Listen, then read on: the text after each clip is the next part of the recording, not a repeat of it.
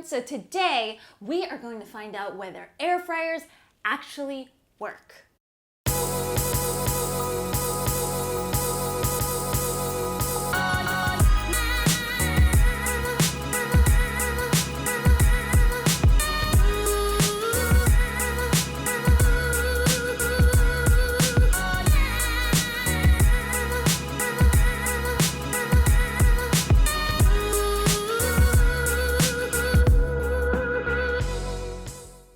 So today I'm actually going to be testing out 5 recipes in the air fryer and then showing you all the results. And I think that after you've seen the results, you can definitely see whether the air fryer is right for you and whether you'd spend some money on it. Obviously, I will add my 2 cents in towards the end, but I wanted you all to see kind of the results for yourselves first. So if you're like me, and I think that I'm like a lot of people, when you think of an air fryer, I really just always thought that it was like a glorified oven. Like when it came out, that's what I thought it was. I thought I wasn't gonna spend any money on this because I could just do the same thing in an oven. And so just to kind of explain, if you guys don't know what an air fryer actually is, this unit was actually sent to me by VonShef. It wasn't, it's not sponsored, but thank you to VonShef so much for sending this to me so that I can try all of these recipes out. If you guys like the unit, I will actually put a link down below so that you guys can go and check that out. So for those of you who haven't heard of what an air fryer is before, there is basically a basket in here with a lot of little holes in it, and the unit has like a heat unit from the top and from the bottom, and it's constantly blowing wind up and down through these holes where you're going to put your food in.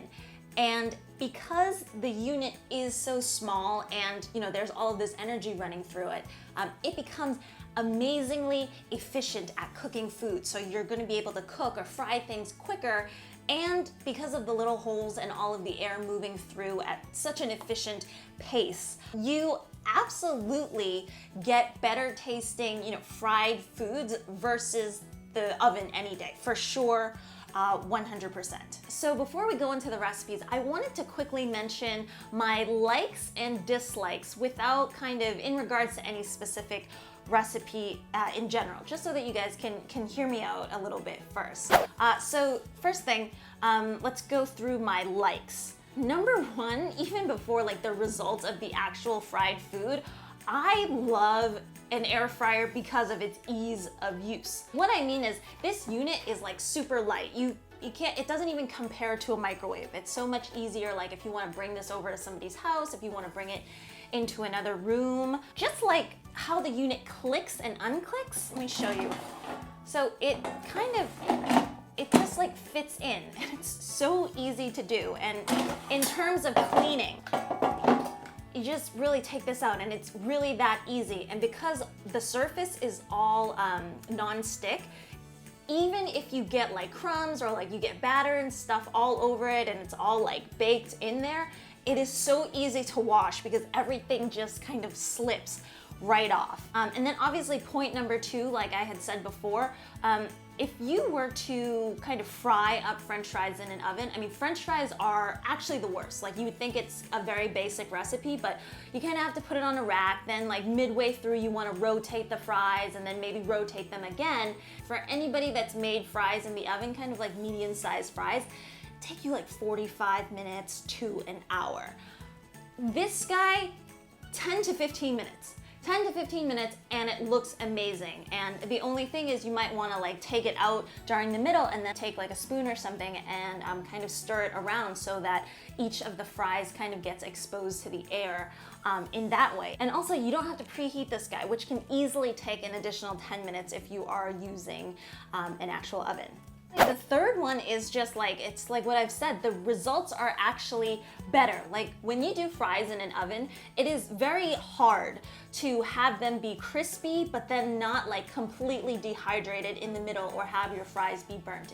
It's very hard to get even heating. It's very hard to bring out the moisture of the fries and get them crispy, but then not also get them rock hard at the same time, which is what an oven does. And we'll talk about this later, but the results for French fries are actually, I know that that's what air fryer is known for, but the results are really good, and I'm actually quite impressed by that. So basically ease of use, it's fast, and the results are really, they're quite good. So in terms of my dislikes, my number one dislike is that you can't make a lot of food in this. I mean, I know that there has to be bigger units, but I think if you were like a family, trying to cook for a family of 4, it would be very difficult. I think that this works best if you were a single person or cooking for maybe 2 people max. That also means that potentially though, like you can have this at home for the kids, like when they come back from school, and then they can make smaller portions. But you know, like in terms of like when I was trying out kale chips, kind of see how small this is, and you don't really want to stack too many things because it kind of disrupts the airflow. So you can't really put in that many kale chips. You know, like even if you're thinking about things like a burger or a hamburger, you may be able to fit 2 here if you kind of stack them kind of differently, but you can't really do much more than that. So I would definitely recommend it more for families who are smaller, but definitely that was one of my things, is you can't really make a lot of food. See, number 2, I guess it's just with the unit itself, but there's a lot of different units on the market. This particular unit runs on a the timer is disconnected from the actual unit, right? So you can start this timer now and you can actually hear it tick because it is not connected to the actual unit. So sometimes when I want to check how my food is doing and I'm just taking it out, this thing actually doesn't stop. So sometimes the time is just a little bit disrupted. And then the second thing to do with these kinds of timers, if you guys are happening to look through some of the units and choosing, is these turn dial ones, because they're not digital, you can't really see whether you're doing like, let's say like 22 minutes or whether you're doing like 18 minutes. It's not that exact. And so it was one of those things where I also had to set an alarm on my phone as well, just to make sure that the times were right. But that's basically in terms of the unit itself. Like my guess is the ones that are digital are a little bit more expensive, and then these ones are maybe a little bit more affordable for people. So it's not a big deal. It's just, you know, you have to set an extra timer for that. And then number 3, which I actually found a little bit difficult, and I'm sure that there's like a book on this as well.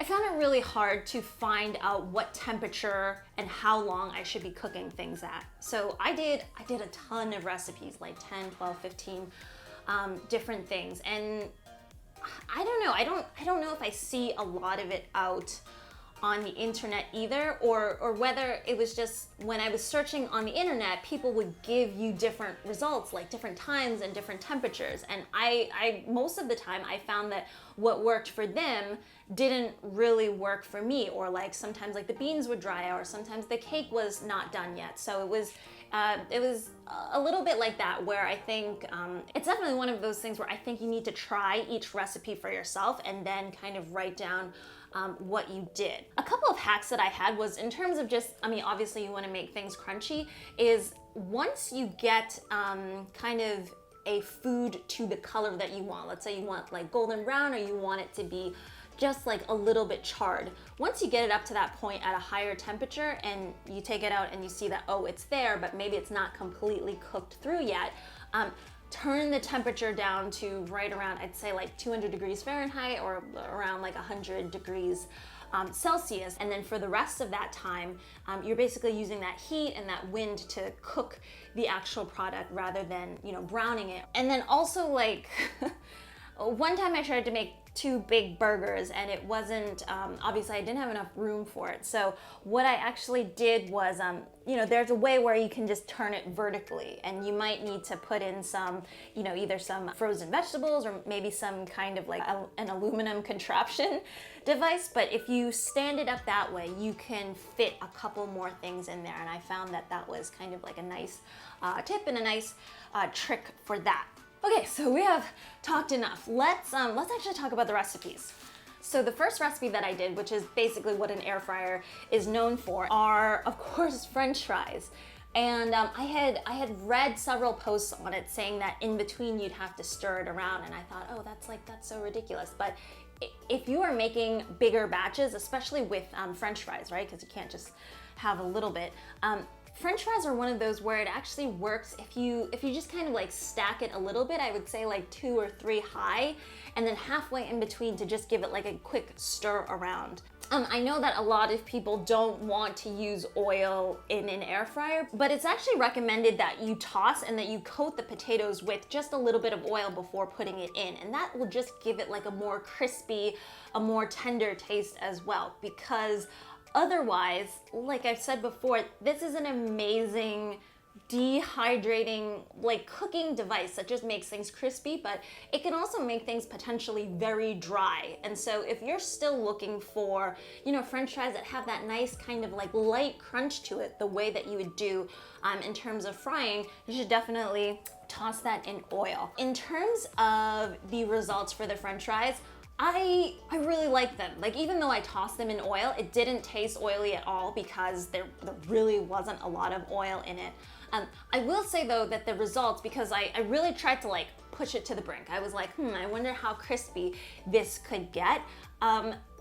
If you wanted it really crispy, the French fries actually get to a point where I would say it's even more similar to just potato chips, right? You know how potato chips are they're crunchy, but they're kind of like a harder crunchy. They're not like a, you know, like fried crunchy in a way. And so the French fries, they remind me of that. Like, no, they weren't bad. They were just not as, so the thing is, I don't think that an air fryer will ever create the same result. Like, it creates similar results, but I don't think that it will ever create the same results as when you put a product in burning oil, in burning fat. Because when you fry something, essentially it is the oil that is heating up everything. It is the oil that is dehydrating, you know, whether it's your chicken, whether it's your French fries, to get it nice and crispy. But as it heats, the oil also like seeps through and then provides kind of this like protective barrier and this like fattiness to the actual food. And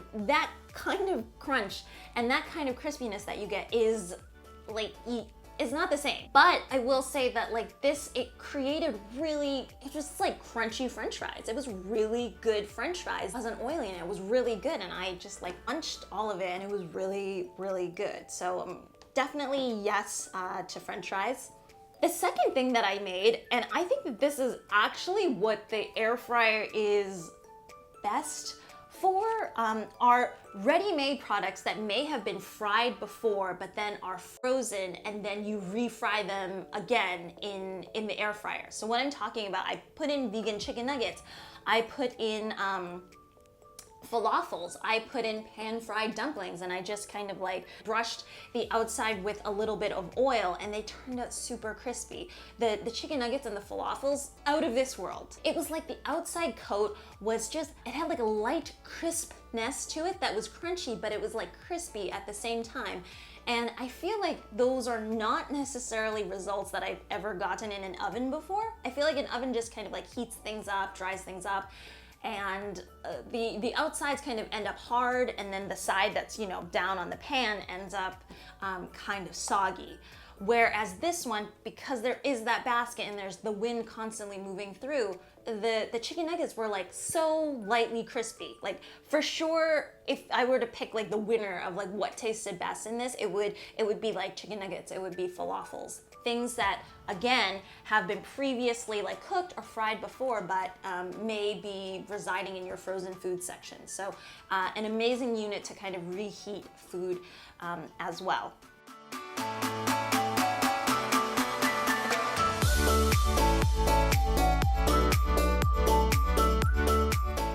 Number 3, which I thought people would be most interested in, are obviously battered items, right? When you think about frying, you think about fried chicken, you think about maybe like tempura, you think about fish and chips. And I think most of you guys have heard that, you know, battered foods are not good in an air fryer. So I really just wanted to try this guy out for myself. So let me just bring out some of these things. So I tried doing a tempura batter, like full out. It was a very thin batter, thin rice batter for these green beans, and they turned out super, super crispy. So what I actually did was I put a little bit of oil in the batter itself because obviously I can't brush the batter over with oil, and it came out again very similarly to the French fries, whereas I think in a fryer it's kind of a little bit more tender, crispy. This one turned out more like a potato chip, kind of like a harder, drier crispy.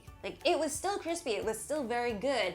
It just, it might have been like a little bit, I mean, it was a little bit drier just because there's not as much oil in it. I think that the reason that people also advise you to not use battered things is obviously this is in a basket and all of the batter ends up falling through and falling into the unit, in which case you have to clean it later. Cleaning's not bad, but it's one of those things where it can get potentially really messy.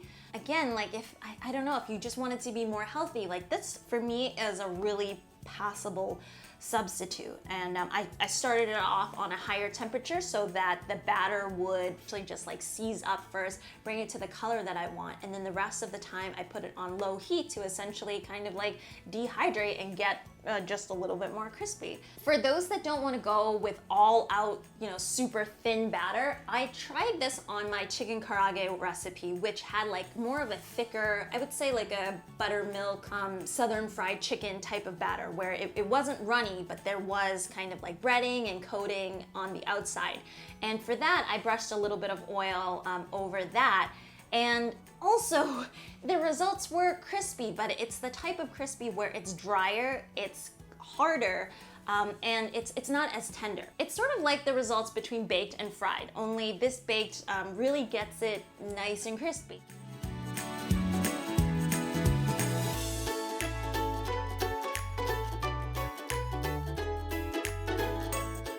So number 4 of what I did, I think I asked this on stream as to what I should be frying. A lot of people actually said tofu, right? Because I just finished doing that fried tofu puffs recipe, so people were just asking like, hey, like whether this would work. And so I bought the same type of tofu, I cut it up into pieces, and I brushed it with a little bit of oil, some with oil and then some without, and I found that it didn't really make too big of a difference. I mean, initially the tofu did get like a light crispiness on the outside, but because fried tofu puffs depend so much on being in oil and frying it really quickly and getting it like nice and tender and nice and crispy at the same time, the results weren't the same. But I will say that kind of you end up getting these like dehydrated, much firmer tofu puffs that are really nice to add into like soups or rice or any place that you need like a firmer type of protein. So even though it didn't give you the same results, you can still see that like the tofu puffs, they've still like shrunk in size and they kind of like dip a little bit. It's just like a firmer result without having it be overly oily.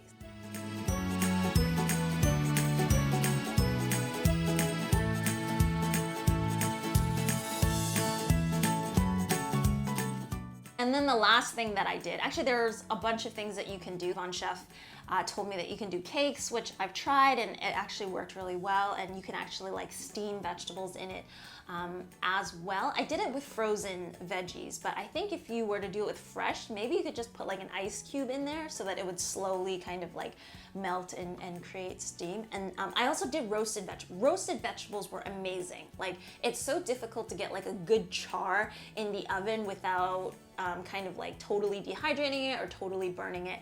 And this was able to keep the steamed vegetables really tender on the inside, but crispy on the outside. Number 5, I thought for all of you healthy nuts out there, since that's maybe one of the reasons we would get an air fryer, is I did kale chips and apple chips, and they were phenomenal. Like, kale chips, it's very weird with an oven because of the uneven heating, and sometimes like certain things burn, and same thing with apple chips. Like, you have to like lay them on a rack and then you have to kind of flip them around.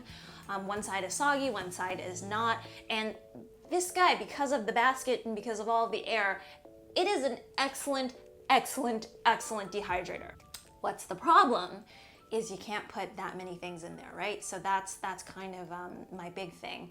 Let me know if you guys have any questions, actually, because I did write down all of the times that I tried and then all of the temperatures, but sometimes it depends on how thick you're cutting your fruits or your vegetables, or it depends on like, I don't know, like your brand of certain things, I think, as well. My final thoughts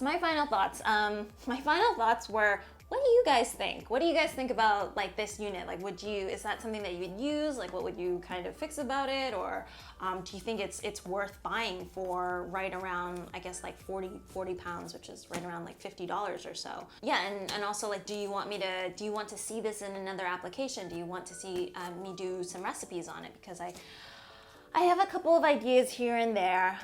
So my final thoughts on this is, hands down, this is definitely a more efficient, it is a faster machine, and it produces better products if you are looking for something that is like a fryer, but a better than, you know, your actual oven. But I guess a big thing for me, being that I'm somebody that cooks a lot, is just the size of this. Again, I would definitely recommend it if you were like a household of 1 or 2, but if you're larger than that, this kind of becomes, I still think that you could use it, like let's say that you have kids that come home early from school and they wanted to make, you know, 1 or 2 portions of food. You could do it that way, or I guess if you come home late at night from work and the family has eaten and you only need to do, you know, like kind of like 1 or 2 things, then I think that you could still use this, but maybe it's not as practical for, you know, a big family looking to make big meals. Now, in terms of whether you need this, I mean, this is still right around like a $50 unit if you're looking for something on the smaller end. I'm of the mindset that you don't need much. Food, water, shelter, maybe basic healthcare.